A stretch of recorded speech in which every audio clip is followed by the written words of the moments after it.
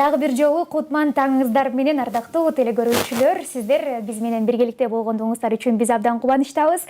Дайыма эле таңды Пирамида телеканалынын таңкы пирамидасы менен биргеликте болуңуздар демекчибиз. Жакшылык гана орноп турсун кыргыз элибизде. Бүгүн бизде айым, эң сулуу татынакай, конокто. Бүгүн бизде кызыктуу коноктор болду, негизи эле жалпы. Азыр бизде студиябызда конокто Мээрим Ташыбекова эжекебиз, журналист, өз кесиби боюнча бирок китеп которуу боюнча мындай алектенесиз, Бүгүн биз Өр таянган таштак жол аттуу китеп боюнча сүйлөшөбүз. Кандай келип алдыңыз бүгүн биздин студиябызга? Кутман таңыңыз менен дагы бир жолу. Саламатсыңарбы? Рахмат, абдан жакшы келип алдым. Мен Токмоктон ушул жака чейин түз келдим. Эң сонун. Сиздердин эфирге келиш үчүн. Ошо Жакшы келип алдыңыз. Жакшы. Жалпы китеп жөнүндө мазмуну эмне? Жалпы китеп жөнүндө айтып өтсөңүз, мисалы Келли Маккой деген бул өзү китептин автору экен, Сиз болсо кыргыз тилине которуп чыктыңыз. Жалпы эле ушул тууралуу маалымат айтып өтсөңүз. Жакшы болот. Бул Келли Маккой деген америкалык жазуучу, мунун алгачкы чыгармасы экен. Чыгарманын мазмунунда Мак деген ооржук ташуучу, бул Петербилд деген машинанын айдоочусу, ошол жолдо баратып, ар кандай кырсыктарга учурайт, ар кандай окуяларга учурайт, көрсө анын ошо диний ишенимине каршы келген бир адам ага ушундай касын тигип, ошондой ар кандай сыноолорду жибериптир. Ошол тууралуу да кыскасы. Негизи англис тилинен которуу сизге канчалык деңгээлде кыйын болдубу? Сиз өзүңүз жалпы мындай өзүнүн оригиналдуу китеп басмасын окуп чыктыңызбы, андан уламан котордуңузбу? Ошол тууралуу кененирээк айтып өтсөңүз процессте. Негизи англис тилинен түз кыргыз тилине которуу деген чанда эле кездешсе керек. Негизи автор өзү биринчи орус тилинде которуумду каалаган. Бул да кокусунан болуп калган. Себеби интернетке кыргыз журналисти Эркинбек Өкүмалиев аттуу журналист ошол авторго жолугуп, өзүнүн автографын алып, китебин алганы жөнүндө Facebookка жарыялап коюптур. Аны мен бөлүшүп койгом да. Бөлүшүп койсом, ошо автор Келли Маккой ылдый жагына жорум жазыптыр. Рахмат, ыраазычылык билдирем. Эми ушул чыгармам орус тилине жетсе жакшы болот эле, орус тилдүү окурмандарга деп. Анан мен жөн эле тамашалап, балким мен которормун деп жазып койсом эле, ал олуттуу кабыл алыптыр. Анан ошентип мага электрондук вариантын жиберди. Анан биринчи абдан корктум, чындыгында корктум. Себеби деген чоң жоопкерчилик да, Буга чейин орус тилинен, башка тилдерден которуп көргөм, бирок англис тилинен которуп көргөн эмесмин. Бул менин ошо англис тилинен кыргыз тилине которгон эң алгачкы олуттуу эмгегим деп койсом болот да.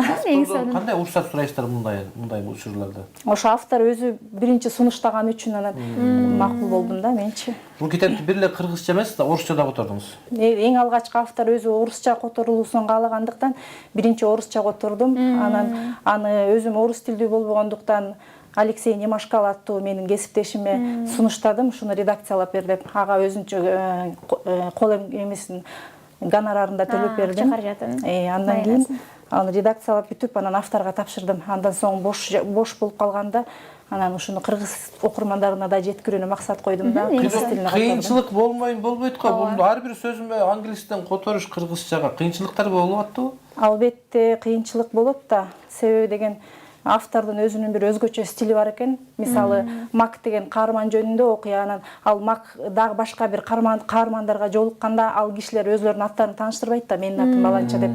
Алар болсо сырткы көрүнүшүнө жараша ат коюп коюптур. Мисалы, таш жүздүү офицер деп койгон да, Stone Face деп койгон. Атын болсо жөн эле Stone Face офицер деп кетет. Таш жүздүү болгондо мындайча айтканда бир бети аябай катуу, каардуу, анан кийин буручтары бар, ошонун баары ташка окшош деп айтып, анан ошону Stone Face деп эле каармандын атын айтпай ошентип кете берген. Red Face деп койгон, мисалы кызыл беттүү депчи. Ошолорду автордон сурадым. Ушинтип коюп турса, мен муну которбой коеюнбу же которойбунбу десем, ал сиздин эркиңиз Котормочу катары деди. Анан мен ошону кыргызчалатып берүүгө аракеттендим. Ошондо мисалы сиз кантип котордуңуз? Мисалы кызыл беттүү десе, кызыл беттүү деген боюнча эле кетти. Ошо кызыл беттүү дедим, смайли деп коюптур. Мисалы, смайли деген орус тилдүү окурмандарга кете берсе керек, бирок кыргыздар деген аябай сынчы болушат го. Алар айтат да, эмне смайли деп коюшкан деп. Айла жок, анан ошону күлкүчүү деп которуп, мындай кыргызчалатканга аракет кылдым. Ошондой эле идиомалар, ар кандай ошол жергиликтүү, мисалы техастыктар эле колдонгон сленгтер бар. Ошолорду которгондо абдан кыйналдым. Аларды сурап аттым, бул мааниси эмнеде депчи. ошентип автордон сурап ошентип анан. Демек сиз автор менен дайыма тыгыз байланышта болгон турбайсызбы? Ооба, автор менен тыгыз Негизи кандай баарлаштыңыз? Skype аркылуу же барып келдиңизби? Ошол тууралуу айтып өтсөңүз, дейги мындай жекеме-жеке көрүшүү болдубу ошол автор менен? Ошо жекеме-жеке көрүшүү болгон жок. Биз интернет аркылуу эле байланышып аттык. Көбүнчө мессенджерден байланыштык. Анан Skype аркылуу бир аз сүйлөштүк. Эми ушул чыгарма жарык көргөндөн кийин эми ошо май айында жазуу адабият жарманкеси болот экен Нью-Йорк шаарында. Ошого барып, ошол жактагы жазуучулар менен да байланышып, анан ошол эле учурда кел менен да жолго келсем деген максатым бар. Демек ал деле сизди чыдамсыздык бир күтүү менен күтүп атса керек ал да сизде. Ооба, дагы ошо күтүп атса керек. Жолукса. Мисалы, өрт аянган таштак жолдон сырткары дагы сизде кандай чыгармаларыңыз бар которгон? Жаңы кийинки пландар балким. Ошо бул менин алгачкы чыгармам болуп атпайбы? Анан кийин эми келечекте дагы ошентип башка чет элдик жазуучулар менен кызматташып, ошолордун чыгармасын кыргыз окурмандарына жеткирип, балким кыргыз чыгармаларын кайра ошо чет элге которуп берсек, бизге деле кызыгат да. Максатым бар. Биздин чыгармаларды деле ушул англисче которуп окулуп калса кандай? Азырынча эми мындай кыска тексттерди которуп, кыргыз оюндарын ошо чет элдик жарандарга жеткириш үчүн которуп интернетке жарыялап коюп атам. Ошондон башталды. Эми жомокторду, кыргыз жомокторун биринчи ошо чет элдик окурмандарга жеткирип, алгачкы ошо кыска жомоктордон, кыска аңгемелерден баштап алсам, анан кийин ошо редактор таап, ошолор менен тыгыз кызматташып, анан кыргыз чыгармаларын да жеткирсем деген оюм бар. Негизи каржы тарабын сурагым келип турат. Ошо каржы тарабы кандай? Өзүңүз чечесизби же спонсор издейсизби мындай чакында? Бул китеп алгачкы болуп аткандыктан аябай чоң жоопкерчилик менен мамиле кылдым. Ушул сунуш түшкөндө мен Турцияда болчумун. Анан өзүмдүн айлыгымдын жарымын ошо редакторго төлөп бердим. Демек өз чөнтөгүңүздөн кеткен экен. Таарынбасын дедим, себеби чоң жоопкерчиликтүү жумуш деп шаштырган да жокмун. Шашпай редакцияла ар бир майда барат нерсесине чейин көңүл бур деп ар бир сөзмө сөз кыскасы. Ошентип анан аябай өз каражаты менен чыгардым да. Буга спонсор деле издеген жокмун, себеби бул азырынча сигнальный экземплярын чыгардым. Балким каталар болуп калат, балким кемчиликтер дагы, сын пикирлер айтылса, ошолорду эске алып, кийинчерээк дагы көп тираж менен чыгарсам деген максатым. Азыр канча тираж чыкты? Азыр эми аябай эле саналуу. Мисалга саналуу болгондо канча? 30бу же канча? 300. 300 30 демек 300дөн 10 эсе 300дү чыгардыңыз. Азырынча ошо мен ойлогом да мынчалык кызыгуу болбойт го деп. Бирок ошо интернетке сүйүнчүлөп жарыялап койсом, каяктан сатып алалык дегендер да болушту. Анан мен негизи сатыкка деп чыгарган эмесмин. Балким сурагандарга эле берем, белекке берем деп ойлогом да. Анан десем, жок, сатып алабыз, автографыңызды коюп бериңиз деп сурангандар да болду. Абдан таң калып атам. Сиз демек мындан деген мындай бизнес жаатында эмес, жеке өзүңүзгө турбайбы, жан дилиңизге жагып, ошондон улам которгон турбайсызбы? Хобби. Мындай максат деле койгон эмес, мындай кокусунан болуп кетти деп айттым го жана. Ошо интернеттен байланышып калып, анан которуп көрөйүн десем, буюрса жакшы эле чыкты окшойт. Сиз мында журналистика жаатында дагы таанып келесиз, ал жакта да чогуу ала кетесиз. Андан да тышкары да жумуш эмес. Эмне менен алектенесиз? Азырынча ошо бир-эки жумуш менен эме канаттанбайт да, дагы бир иштер жумуштап. Ошо МТС телеканалында иштечү эмес белем, ал жактан кандайдыр бир конфликттер болуп анан кеткем. Ошондон бери азырынча өзүмдүн кесибим менен түздөн-түз алектене элекмин. Турцияга барып, аяктан да котормочулук менен алектенип келдим. Эми алдыда дагы чоң максаттарым бар, бирок кыргыз журналистикасында эмес, чет өлкөдө иштеп, ошо Манас эпосунун эл билбеген, эл угалек жактарын изилдеп, ошо элге тартууласамбы деген максаттарым бар.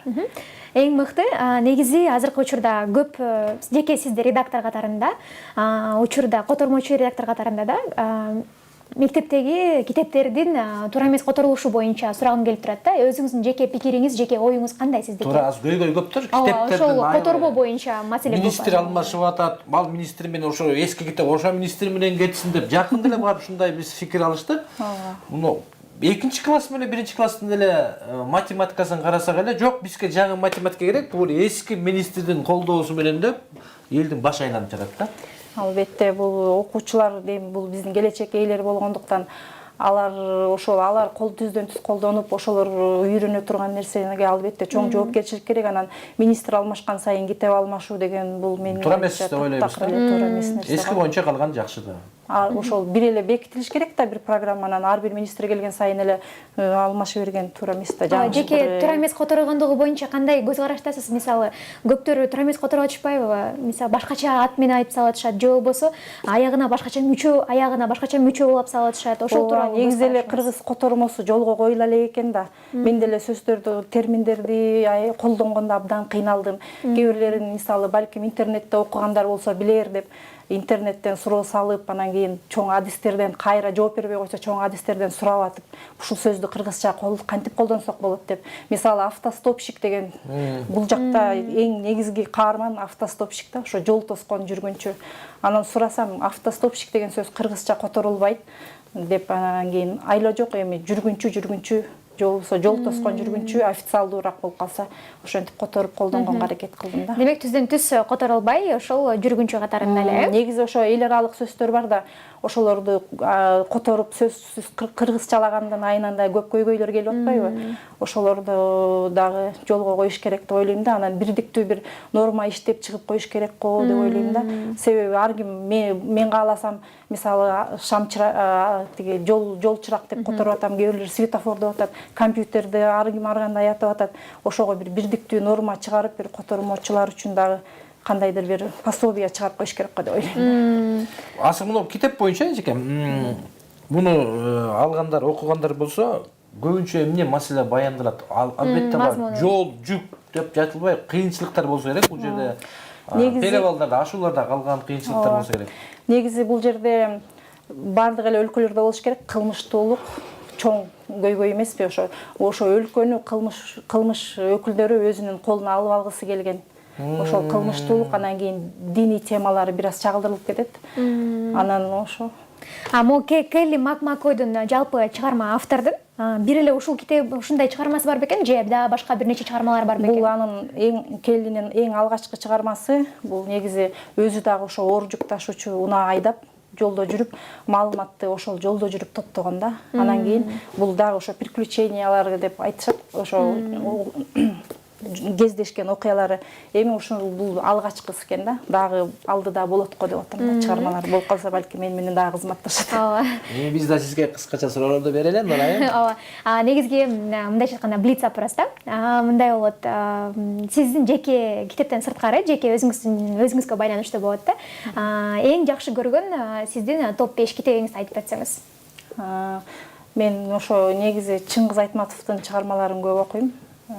Канча да окусаң деле, илгерки мектепте окуган кез башкача, студент кезде окуган кез башкача, анан кийин азыр кайра окусаң, кайра башкача да. Ар бир этаптан өткөн сайын улам жаңыча кабыл аласың, башкача. Ошол каармандарды өзүңө салыштырып, ошо Чыңгыз Айтматовдун чыгармаларын көп окуйм. Анан чет элдик чыгармалардан аттарын унутуп атам, бирок Алхимик деген чыгарманы аябай кызыгып окудум эле. Жеке өзүңүзгө негизги сиз кесип тандардын алдында, мисалы журналистсиз да. Анан ошо менен бирге котормочусуз да. Журналист болбосоңуз ким болмоксуз? Журналист болбосом мен негизи психологияга кызыкчумун. Балким психолог болуп калмакмын. Ырдаганга кызыгам, балким ырчы да болуп кетмекмин, же болбосо котормочу болмокмун дегендей көп эле варианттар бар. Таса болбой калса ЗАГСта иштеп кетмекмин. Балким. Азыр кимге жолуксаң эле жумушум бошобой калса эле мен тойлорго жар айтам, же болбосо ЗАГСка иштеп кетем деп айтышат экен. Жакшы көргөн жаныбарыңыз? Жакшы көргөн жаныбарым итти жакшы көрөм, анан жылкыны жакшы көрөм. Жакшы көргөн тамагыңыз? Жакшы көргөн Ашланфу деп коюңузчу. Жакшы көргөн тамагым манты, оромо, күрүч, плов. Жалпы телекөрүүчүлөргө кандай бир өзүңүздүн ой пикириңизди айтыңыз келет, телекөрүүчүлөргө кандай жолдомо жолдогуңуз келет, ошол тууралуу айтып өтсөңүз болот азыр. Ошо көрүүчүлөргө мен мотивация койгум келет. Алдыга максат койсоң, аткарылбай калышы мүмкүн деп ишенбей коюп атпай, көөлөр ошого сөзсүз ишениш керек, анан умтулса ар бир адам максатына жетет деп айткым келет. Үмүт менен жашаш керек, туура. Алдыга үмүт менен жашаш керек. Жалпы дагы кандай каалоо тилектериңиз бар? Ошо мотивациядан сырткары дагы, мисалы китеп окууга чакырасызбы же китепкөй адам болуңуздар деп айтасыздарбы? Ошол тууралуу дагы кененирээк бир айтып өтсөңүз. Ошо мен өзүңдүн башыңан өтмөйүнчө билбейсиң да, мындай окурман азыркы Facebook'та, социалдык тармактарда китеп окубай калды, кыргыздар китеп окуганга кызыкпай калды дей беришет го, бирок ошо китебимди жарыялап койсом, суроо талап аябай көп болгонуна мен абдан таң калдым. Анан китеп ансыз деле окушат окшойт кыргыздар, кыргыз элибизчи. Дагы ошо китеп окуса көп акыл кирет да. Китеп окууну дагы сунуштап кетмекмин. Эң жакшы болду да ушул окуган жакшы болот да. Окубасаң эчтеден баардык нерседе артта каласың. Өмүрүң да артта калат, ошол күнүң да артта калат. Окуп туруш керек экен. Негизи мындай дейт го, кагаз китеп менен мындай электрондук китеп экөөнүн ортосундагы айырма бар депчи. Сиз көбүнчө кайсыга басым жасайсыз? Мисалы кагаз китепке же электрондук китепке? Албетте колуңа китепти алып, ошонун китептин жытын жыттап, ошонун ар бир тамгасын сезип окуган, барактап окуган албетте жакшы. Электрондук вариант бул аргасыз нерсе да. Мисалы дүйнөлүк адабияттар, жаңы чыккан адабияттар сенин колуңа жете элек болсо, интернетте турса, ошол жактан аргасыз окуйсуң да. Анан көз майыңды да жейт экен. Колго алып китеп окуганга не жетсин. Рахмат. Макул, сизге дагы бүгүн студияга келип бергендигиңиз үчүн чоң ыраазычылык билдиребиз. Сизге мындай терең ыраазычылык билдиребиз. Эң сонун ишиңизге дагы ийгилик сизге. Андан сырткары ошол китебиңиз дагы өркүндөп, мындан 300 тираж деп атык, андан да көп тираж чыксын. Буюрса, келечекте дагы бир көптөгөн дүйнөлүк жазуучулардын дагы чыгармаларын которуп жүрө бериңиз дегенге биз тилектешпиз. Айтканыңар келсин, силерге дагы тунук эфир каалайм, ишиңерге ийгилик каалайм. Сиздердин дагы көрөрмандарыңыздар көбөйүп, дүйнөлүк аренага чыкканга жолдор ачылсын. Урматтуу көрүүчүлөр, бизде мына мээримдүү атына заты жарашкан Ташыбекова журналист айым болду. Ишиңизге ийгилик каалайлы. Эми жагымдуу чыгармалык музыкалык клип болсун биргеликте.